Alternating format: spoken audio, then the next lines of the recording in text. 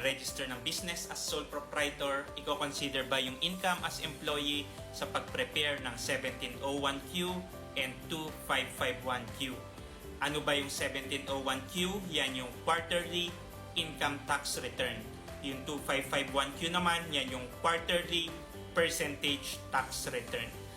Pag employed tayo tapos magre-register tayo ng business, magiging mixed income earner ang taxpayer type natin.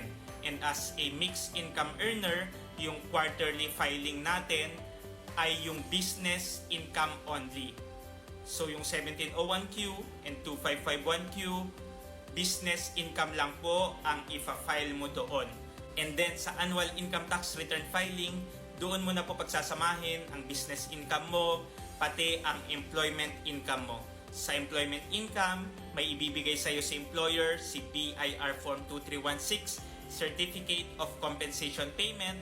Yun yung magiging basis mo ng employment income, and then attachment siya sa ipa-file mong consolidated or combined income mo. If you are a freelancer at meron kang concern or question regarding freelancers BIR registration and freelancers tax compliance, comment mo lang yan at sasagutin ko yan.